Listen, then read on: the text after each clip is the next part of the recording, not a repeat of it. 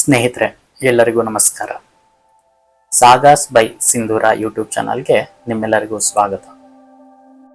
ನಾನು ಈ ವಿಡಿಯೋದಲ್ಲಿ ಇವತ್ತು ಮಹಾಭಾರತದ ಅತ್ಯಂತ ಕೌತುಕ ಮತ್ತು ಆಕರ್ಷಕವಾದಂತಹ ಒಂದು ಇಂಟ್ರೆಸ್ಟಿಂಗ್ ವಿಷಯ ದ್ರೋಣಾಚಾರ್ಯರ ಜನ್ಮ ವೃತ್ತಾಂತದ ಕುರಿತಾಗಿ ಮಾಹಿತಿ ಹಂಚಿಕೊಳ್ತಾ ಇದ್ದೀನಿ. ಸ್ನೇಹಿತರೆ, ದ್ರೋಣಾಚಾರ್ಯರು ಮಹಾಭಾರತದಲ್ಲೇ ಅತ್ಯಂತ ಶ್ರೇಷ್ಠ ಮತ್ತು ಅಸಾಮಾನ್ಯ ಟೀಚರ್.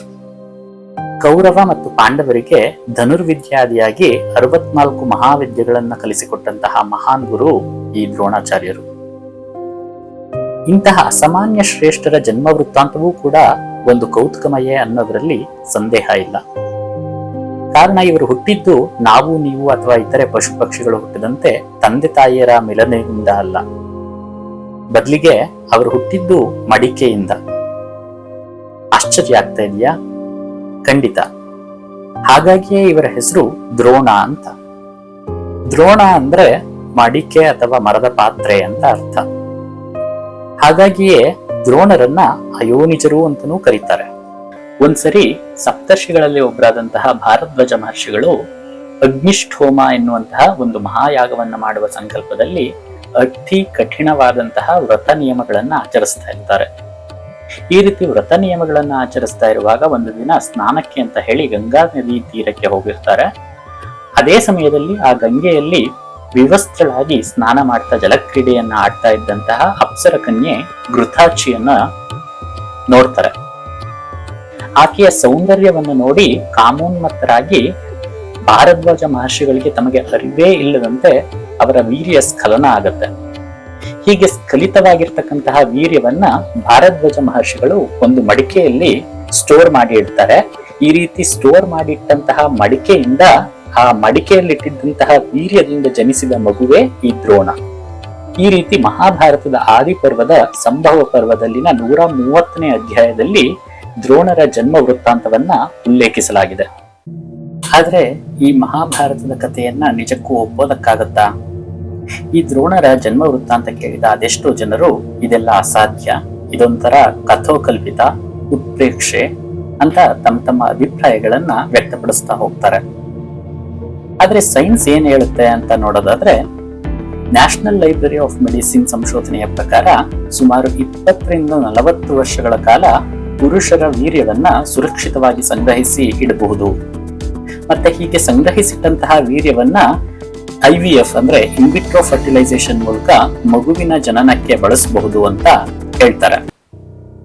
ಆದ್ರೆ ದ್ರೋಣರ ವಿಷಯದಲ್ಲಿ ಭಾರದ್ವಾಜರು ತಮ್ಮ ವೀರ್ಯವನ್ನ ಮಡಿಕೆಯಲ್ಲಿ ಸ್ಟೋರ್ ಮಾಡಿಟ್ಟಿದ್ರೆ ವಿನಃ, ಅಂದ್ರೆ ಸ್ಟೋರ್ ಮಾಡಿದ್ರು ಅಂತ ಹೇಳೋಕ್ಕಾಗತ್ತೆ ಹೊರತು ಇನ್ವಿಟ್ರೋ ಫರ್ಟಿಲೈಸೇಷನ್ಗೆ ಬಳಸಿದ್ರು ಅಥವಾ ಇನ್ವಿಟ್ರೋ ಫರ್ಟಿಲೈಸೇಷನ್ ಬಗ್ಗೆ ಪ್ರಸ್ತಾಪ ಎಲ್ಲೂ ಆಗಿಲ್ಲ. ಮತ್ತೆ ದ್ರೋಣರ ತಾಯಿ ಬಗ್ಗೆನೂ ಅಲ್ಲೆಲ್ಲೂ ಉಲ್ಲೇಖಿಸಿಲ್ಲ.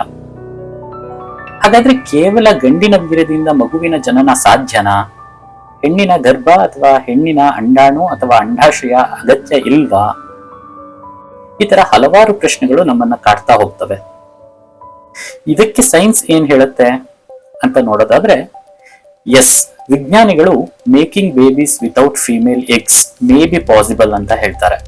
ಪ್ರಪಂಚದ ಶ್ರೇಷ್ಠ ಜರ್ನಲ್ಗಳಲ್ಲಿ ಒಂದಾದಂತಹ ನೇಚರ್ ಕಮ್ಯುನಿಕೇಶನ್ಸ್ ನಲ್ಲಿ ಇತ್ತೀಚೆಗೆ ಪ್ರಕಟವಾದಂತಹ ಸಂಶೋಧನೆಯೊಂದು ಹೆಣ್ಣಿಲ್ಲದೆ ಮಗುವನ್ನ ಪಡೆಯುವ ತಂತ್ರಜ್ಞಾನ ಮುಂದೊಂದಿನ ಖಂಡಿತ ಬರಬಹುದು, ಮತ್ತೆ ಅದು ಸಾಧ್ಯ ಅಂತ ತಮ್ಮ ಸಂಶೋಧನೆಯ ಮೂಲಕ ವಿಜ್ಞಾನಿಗಳು ದೃಢಪಡಿಸುವ ಕೆಲಸವನ್ನ ಮಾಡಿದ್ದಾರೆ.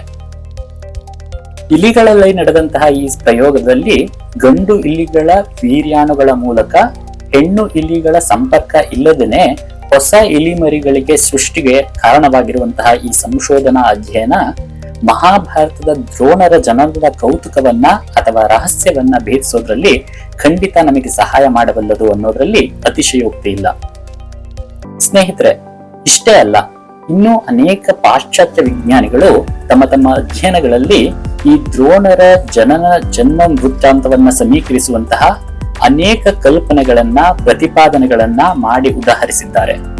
ಅದಕ್ಕೆ ಬಹುದೊಡ್ಡ ಸಾಕ್ಷಿ ಅಂತ ಹೇಳಿದ್ರೆ ಹೋಮಂಕುಲಸ್ ಸಿದ್ಧಾಂತ. ಹೀಗೆ ಆಧುನಿಕ ವಿಜ್ಞಾನಿಗಳ ಇಲಿಗಳ ಮೇಲಿನ ಸಂಶೋಧನೆ, ಪಾಶ್ಚಾತ್ಯರ ಹೋಮಂಕುಲಸ್ ಸಿದ್ಧಾಂತ, ಇವೆಲ್ಲವುಗಳನ್ನ ನಾವು ನಂಬೋದಾದ್ರೆ ದ್ರೋಣರು ಅಯೋನಿಜರು ಅಂತ ಹೇಳಿರೋ ಮಹಾಭಾರತದ ಸಂಭವ ಪರ್ವವನ್ನ ನಿಜಕ್ಕೂ ನಾವು ಶ್ಲಾಘಿಸಲೇಬೇಕು. ಸ್ನೇಹಿತರೆ, ಈ ವಿಡಿಯೋ ನಿಮಗೆಲ್ಲ ಇಷ್ಟ ಆಗಿದೆ ಅಂತ ಅಂದ್ಕೊಳ್ತೀನಿ. ಇಷ್ಟ ಆಗಿದ್ರೆ ಖಂಡಿತ ವಿಡಿಯೋನ ಲೈಕ್ ಮಾಡೋದನ್ನು ಮರಿಬೇಡಿ. ಇದೇ ರೀತಿ ಹೆಚ್ಚಿನ ವಿಡಿಯೋಗಳನ್ನು ನೋಡಲಿಕ್ಕೆ ಸಾಗಸ್ ಬೈ ಸಿಂಧೂರ ಯೂಟ್ಯೂಬ್ ಚಾನಲನ್ನು ಖಂಡಿತ ಸಬ್ಸ್ಕ್ರೈಬ್ ಮಾಡ್ಕೊಳ್ಳಿ. ಧನ್ಯವಾದಗಳು.